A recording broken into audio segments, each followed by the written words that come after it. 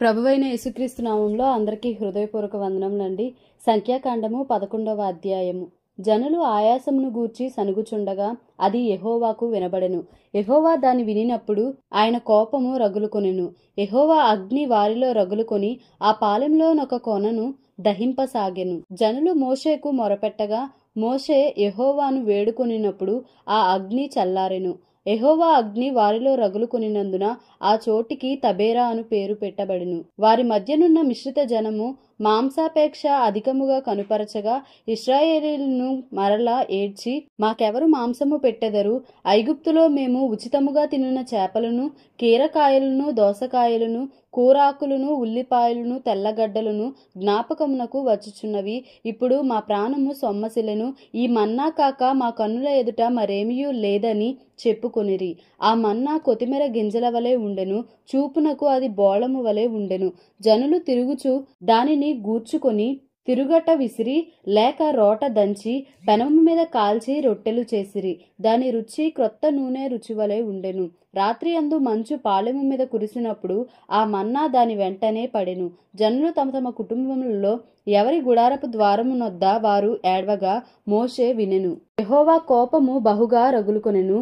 వారు ఏడ్చుట మోషే దృష్టికి చెడ్డదిగా ఉండెను. కాగా మోషే యెహోవాతో ఇట్లనెను, నీవేళ నీ సేవకుని బాధించితివి, నా మీద నీ కటాక్షము రానియక ఈ జనులందరి భారమును నా మీద పెట్టనేలా? నేనే ఈ సర్వజనమును గర్భమున ధరించితినా?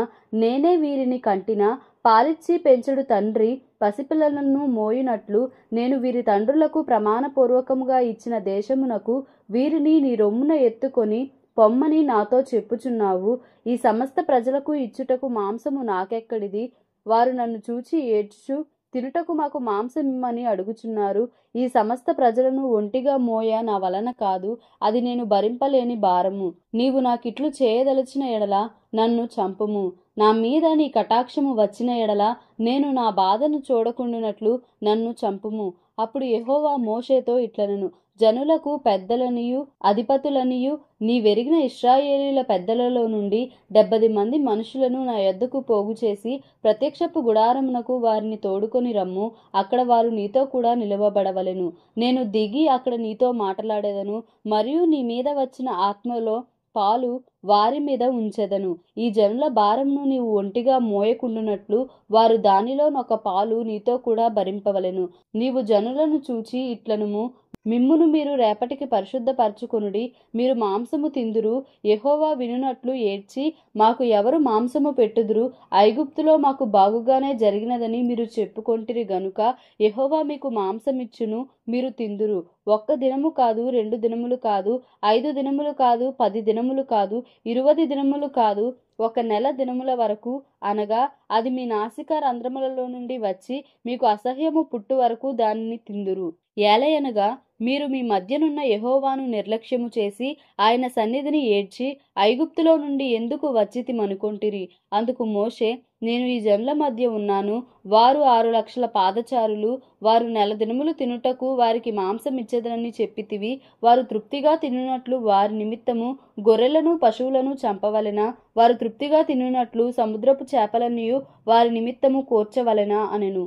అందుకు యెహోవా మోషేతో ఇట్లనెను, యెహోవా బాహుబలము తక్కువైనదా? నా మాట నీ ఎడల నెరవేరునో లేదో ఇప్పుడు చూచెదవు. మోషే బయటకు వచ్చి యెహోవా మాటలను జనులతో చెప్పి జనుల పెద్దలలో నుండి 70 మంది మనుషులను పోగు చేసి గుడారము చుట్టూ వారిని నిలువబెట్టగా యెహోవా మేఘములో దిగి అతనితో మాట్లాడి అతని మీద వచ్చిన ఆత్మలో పాలు ఆ 70 మంది పెద్దల మీద ఉంచెను. కావున ఆ ఆత్మ వారి మీద నిలిచినప్పుడు వారు ప్రవచించిరి గాని మరలా ప్రవచింపలేదు. ఆ మనుషులలో నిద్దరు పాలెంలో నిలిచియుండిరి. వారిలో ఒకని పేరు ఎల్దాదు, రెండవ వాని పేరు మేదాదు. వారి మీదను ఆత్మ నిలిచియుండెను. వారు వ్రాయబడిన వారిలోనూ ఉండియు వారు గుడారమునకు వెళ్ళక తమ పాలెములోనే ప్రవచించిరి.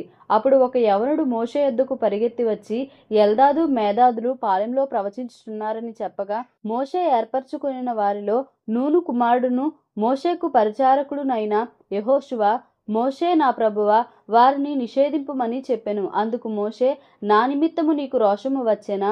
యెహోవా ప్రజలందరూ ప్రవక్తలగునట్లు యెహోవా తన ఆత్మను వారి మీద ఉంచునుగాక అని అతనితో అనెను.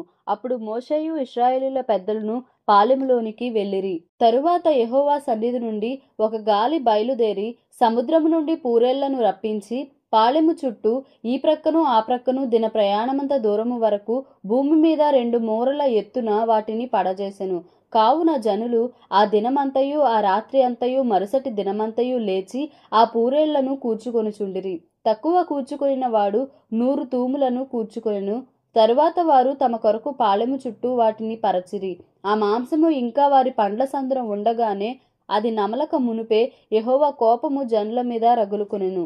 యెహోవా తెగులు చేత వారిని బహుగా బాధించెను. మాంసాపేక్ష గల వారిని జనులు అక్కడ పాతిపెట్టినందున ఆ స్థలమునకు కిబ్రోతు హత్తావా అను పేరు పెట్టబడెను. జనులు కిబ్రోతు హత్తావా నుండి హజేరోతుకు ప్రయాణమైపోయి హజేరోతులో దిగిరి. సంఖ్యాకాండము 12వ అధ్యాయము. మోషే కూషు దేశపు స్త్రీని పెండ్లి చేసుకొని ఉండెను గనుక అతడు పెండ్లి చేసుకొనిన ఆ స్త్రీని బట్టి మిరియాము అహరోనులు అతనికి విరోధముగా మాటలాడిరి. వారు మోషే చేత మాత్రమే యెహోవా పలికించెనా, ఆయన మా చేతను పలికింపలేదా అని చెప్పుకొనగా యెహోవా ఆ మాట వినెను. మోషే భూమి మీదనున్న వారందరిలో మిక్కిలి సాత్వికుడు.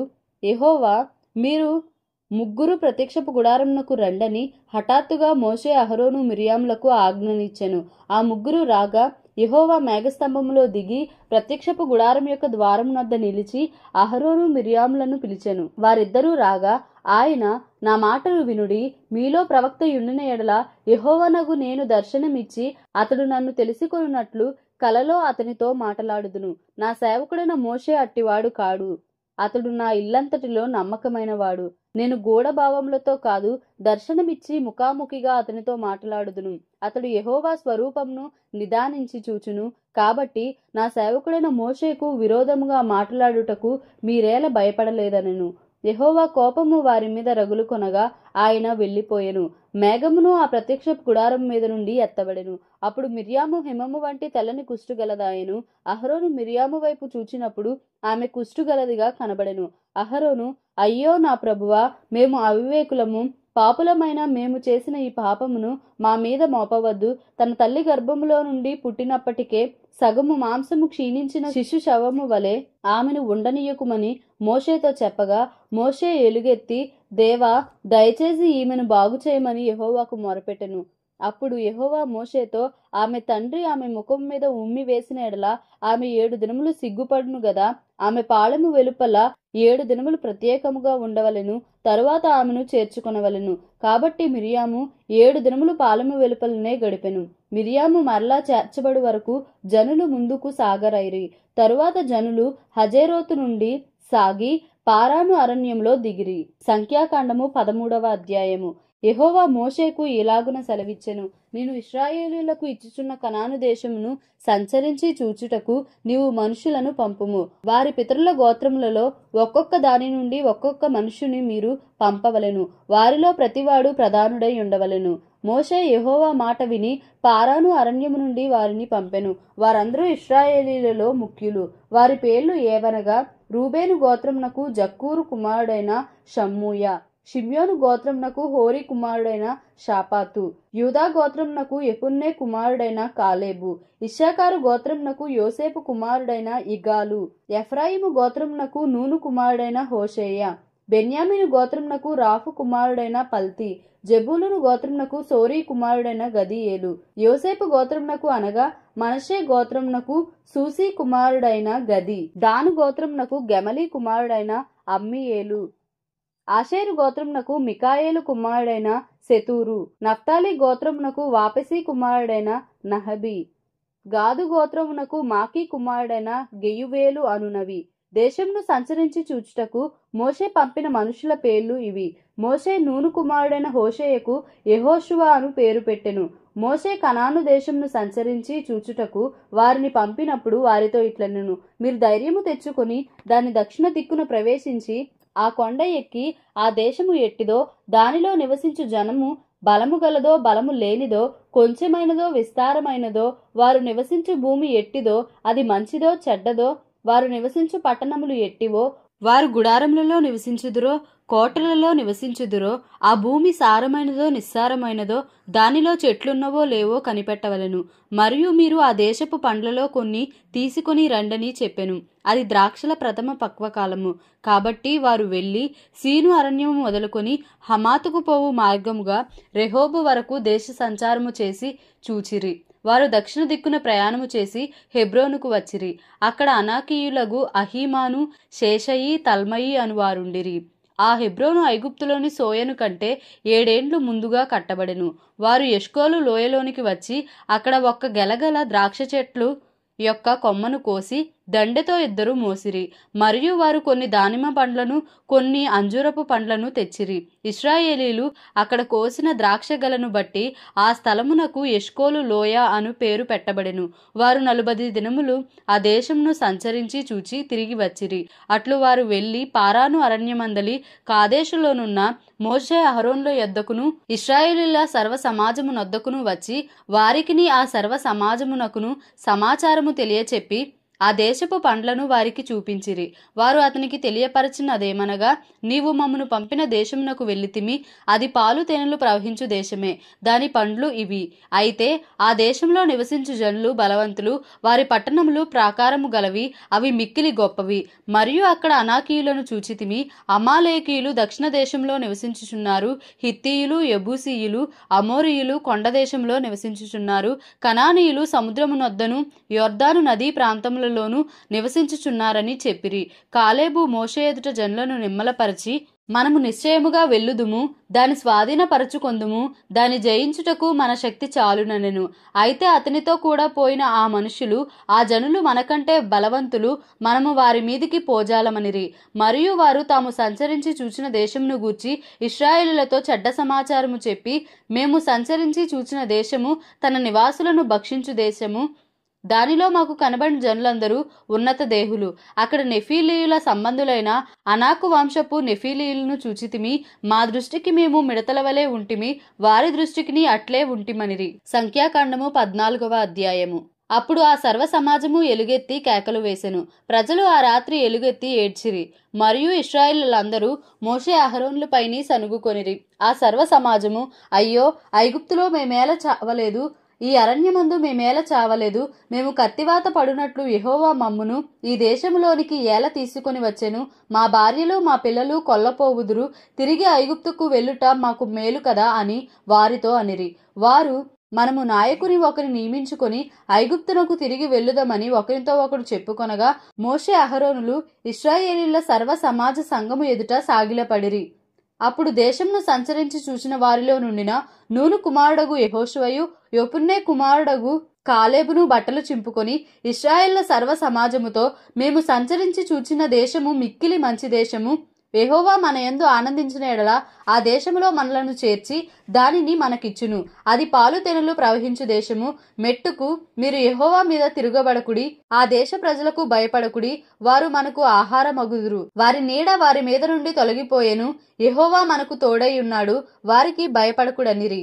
ఆ సర్వ సమాజము వారిని రాళ్లతో కొట్టి చంపవలెననగా ప్రత్యక్షపు గుడారంలో యెహోవా మహిమ ఇశ్రాయేళ్లకందరికీ కనబడెను. యెహోవా, ఎన్నాళ్ల వరకు ఈ ప్రజలు నన్ను అలక్ష్యము చేయుదురు? ఎన్నాళ్ల వరకు నేను వారి మధ్యను చేసిన సూచక క్రియలన్నిటినీ చూచి నన్ను నమ్మకయుందురు? నేను వారికి స్వాస్థ్యమియ్యక తెగులు చేత వారిని హతము చేసి ఈ జనము కంటే మహాబలము గల గొప్ప జనమును నీ వలన పుట్టించేదనని మోషేతో చెప్పగా, మోషే యెహోవాతో ఇట్లనెను, అలాగైతే ఐగుప్తీయులు దాని గూర్చి విందురు. నీవు నీ బలము చేత ఈ జనమును ఐగుప్తీయులలో నుండి రప్పించితివి గదా. వీరు ఈ దేశ నివాసులతో ఈ సంగతి చెప్పి ఉందురు.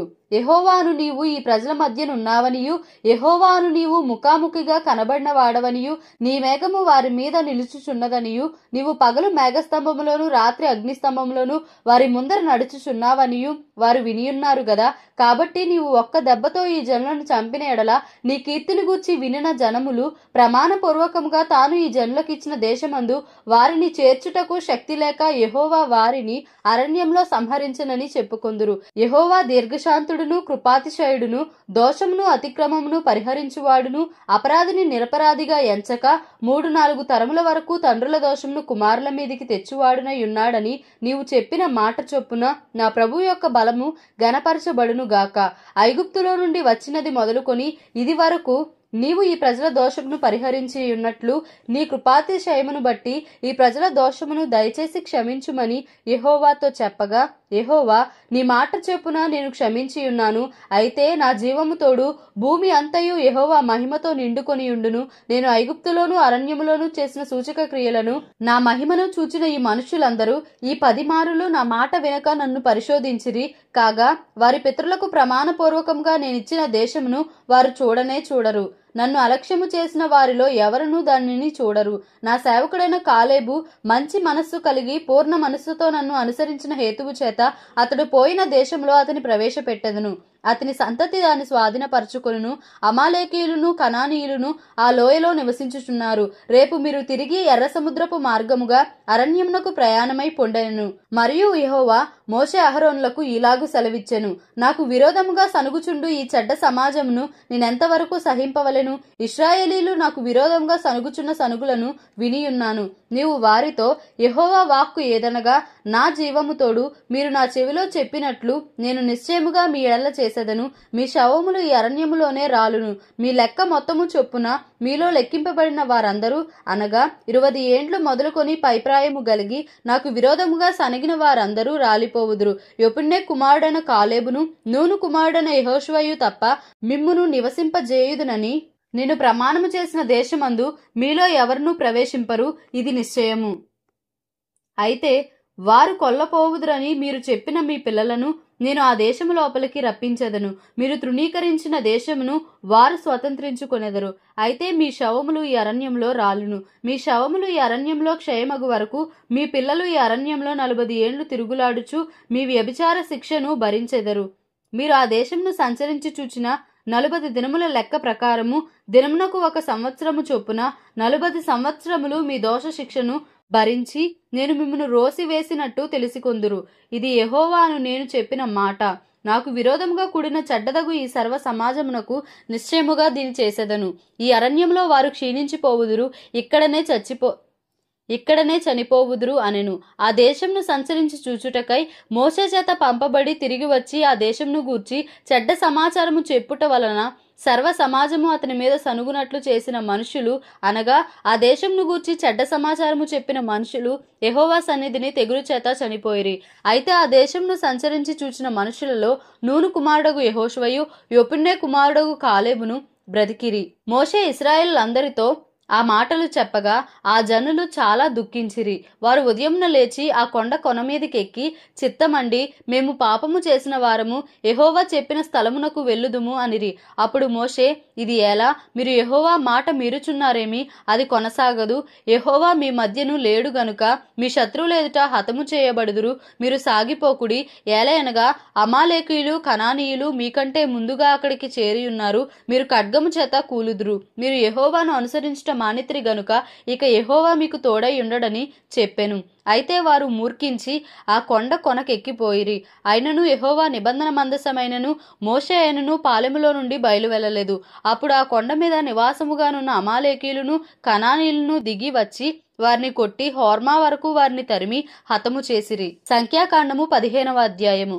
మరియు యెహోవా మోషేకు ఇలాగు సెలవిచ్చెను, నీవు ఇశ్రాయేలులతో ఇట్లనుము, నేను మీకిచ్చుచున్న దేశ నివాసములలో మీరు ప్రవేశించిన తరువాత యెహోవాకు ఇంపైన సువాసన కలుగునట్లుగా గోవులలోని దానినే గాని గొర్రె మేకలలోని దానినే కాని దహన బలిగానైనను తెచ్చి మ్రొక్కుబడి చెల్లించటకనియో స్వేచ్ఛార్పణగాననియో నియామక కాలమందు అర్పించునది అనియో దేనినైనను మీరు అర్పింపగోరిన ఎడల యెహోవాకు ఆ అర్పణము నర్పించువాడు 30 నూనెతో కలుపబడిన 2 పళ్ల పిండిని నైవేద్యముగా తేవలెను. ఒక్కొక్క గొర్రెపిల్లతో కూడా దహన బలి మీదనేమి పోయుటకై 30 ద్రాక్షారసమును పానార్పణముగా సిద్ధపరచవలెను. పొట్టేలుతో కూడా పడి నూనెతో కలుపబడిన 4 పళ్ల పిండిని నైవేద్యముగా సిద్ధపరచవలెను. పడి ద్రాక్షారసమును పానార్పణముగా తేవలెను. అది యెహోవాకు ఇంపైన సువాసన. మ్రొక్కుబడిని చెల్లించుటకైనను యెహోవాకు సమాధాన బలిని అర్పించుటకైనను నీవు దహన బలిగానైనను కోడెదూడను సిద్ధపరిచిన ఆ కోడెతో కూడా పడిన్నర నూనె కలుపబడిన 6 పళ్ల గోధుమ పిండిని నైవేద్యముగా అర్పింపవలెను. మరియు యెహోవాకు ఇంపైన సువాసన గల హోమముగా పడిన్నర ద్రాక్షారసమును పానీయార్పణముగా తేవలెను. ఒక్కొక్క కోడెతో కూడను ఒక్కొక్క పొట్టేలుతో కూడను గొర్రెలలోనిదైనను మేకలలోనిదైనను ఒక్కొక్క పిల్లతో కూడను అలాగూ చేయవలెను. మీరు సిద్ధపరచు వాటి లెక్కను బట్టి వాటి లెక్కలో ప్రతి దానికిని అట్లు చేయవలెను. దేశంలో పుట్టిన వారందరూ యెహోవాకు ఇంపైన సువాసనల హోమార్పణమును తెచ్చునప్పుడు అలాగునే చేయవలెను. మీ యొద్ద నివసించు పరదేశి గాని మీ తరతరములలో మీ మధ్యనున్నవాడెవడు గాని యెహోవాకు ఇంపైన సువాసన గల హోమము అర్పింపగోరినప్పుడు మీరు చేయునట్లే అతడును చేయవలెను. సంగమునకు అనగా మీకును మీలో నివసించు పరదేశికిని ఒక్కటే కట్టడ. అది మీ తరతరములకుండు నిత్యమైన కట్టడ. యెహోవా సన్నిధిని మీరున్నట్లే పరదేశియు ఉండును. మీకును మీ యొద్ద నివసించు పరదేశికిని ఒక్కటే ఏర్పాటు, ఒక్కటే న్యాయ విధి ఉండవలెను. యెహోవా మోషేకు ఇలాగు సెలవిచ్చెను, నీవు ఇశ్రాయేలుతో ఇట్లనుము, నేను మిమ్మును కొనిపోవచున్న దేశములో మీరు ప్రవేశించిన తరువాత మీరు ఆ దేశపు ఆహారమును తినునప్పుడు ప్రతిష్టార్పణమును యెహోవాకు అర్పింపవలెను. మీరు మీ మొదటి పిండి ముద్ద రొట్టెను ప్రతిష్టార్పణముగా అర్పింపవలెను. కళ్ళపు అర్పణము వలె దానిని అర్పింపవలెను. మీ తరతరములకు మీ మొదటి పిండి ముద్దలో నుండి ప్రతిష్టార్పణమును యెహోవాకు అర్పింపవలెను. యెహోవా మోషేతో చెప్పిన ఈ ఆజ్ఞలన్నిటిలో అనగా యెహోవా ఆజ్ఞాపించిన దినము మొదలుకొని అటుపైని మీ తరతరములకు యెహోవా మోషే ద్వారా మీకు ఆజ్ఞాపించిన వాటిలో పొరబాటున దేనినైనను మీరు చేయకపోయినప్పుడు అది సమాజమునకు తెలియబడని ఎడల సర్వ సమాజము యెహోవాకు ఇంపైన సువాసనగా నుండుటకై దహన బలిగా ఒక కోడెదూడను విధి చొప్పున దాని నైవేద్యమును దాని పానీయార్పణమును పాప పరిహారార్థ బలిగా ఒక మేకపిల్లను సిద్ధపరచవలెను. యాజకుడు ఇశ్రాయేళ్ల సర్వ సమాజము నిమిత్తము ప్రాయశ్చిత్తము చేయవలెను. తెలియకయే దాని చేసెను గనుక క్షమింపబడును. వారు పొరబాటున చేసిన పాపములను బట్టి తమ అర్పణమును అనగా యెహోవాకు చెందవలసిన హోమమును పాప పరిహారార్థ బలిని యెహోవా సన్నిధికి తీసుకొని రావలెను. అప్పుడు ఇశ్రాయేళ్ల సర్వ సమాజమేమి వారి మధ్యను నివసించు పరదేశి ఏమి క్షమాపణ నొందును. ఎలయనగా ప్రజలందరూ తెలియకయే దాని చేయుట తటస్థించెను. ఒకడు పొరబాటున పాపము చేసిన ఎడల వాడు పాప పరిహారార్థ బలిగా ఏడాది ఆడు మేకపిల్లను తీసుకొని రావలెను. పొరబాటున యెహోవా సన్నిధిని దాని చేసెను గనుక తెలియకయే పాపము చేసిన వాని నిమిత్తము యాజకుడు ప్రాయశ్చిత్తము చేయును. వాని నిమిత్తము ప్రాయశ్చిత్తము చేయుట వలన వాడు క్షమాపణ నొందును. ఇశ్రాయేలీయులలో పుట్టినవాడే గాని వారి మధ్యను నివసించు పరదేశియే గాని పొరబాటున ఎవడైనను పాపము చేసిన ఎడల వానికిని మీకును విధి ఒక్కటే ఉండవలెను. అయితే దేశమందు పుట్టినవాడే గాని పరదేశియే గాని ఎవడైనను సాహసించి పాపము చేసిన ఎడల వాడు యెహోవాను తృణీకరించిన వాడగును గనుక అటివాడు నిశ్చయముగా జనులలో నుండకుండా కొట్టివేయబడును. వాడు యెహోవా మాటను అలక్ష్యము చేసి ఆయన ఆజ్ఞను మీరినందున నిశ్చయముగా కొట్టివేయబడును. వాని దోష శిక్షకు వాడే కారకుడు. ఇశ్రాయేలీయులు అరణ్యములో ఉన్నప్పుడు ఒకడు విశ్రాంతి దినమున కట్టెలు ఏరుట చూచిరి. వాడు కట్టెలు ఏరుట చూచిన వారు మోషే యొద్దకును అహరోను నొద్దకును సర్వ సమాజము నొద్దకును వానిని తీసుకొని వచ్చిరి. వానికి ఏమి చేయవలెనో అది విశదపరచపడలేదు గనుక వానిని కావలిలో ఉంచిరి. తరువాత యెహోవా ఆ మనుష్యుడు మరణశిక్ష నొందవలెను, సర్వ సమాజము పాళెము వెలుపల రాళ్లతో వాని కొట్టి చంపవలెనని మోషేతో చెప్పెను.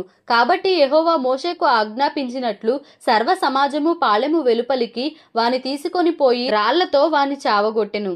మరియు యెహోవా మోషేకు ఇలాగు సెలవిచ్చెను, నీవు ఇశ్రాయేలుతో ఇట్లనుము, వారు తమ తరతరములకు తమ బట్టల అంచులకు కుచ్చులు చేసుకొని అంచుల కుచ్చుల మీద నీలి సూత్రము తగిలింపవలెను.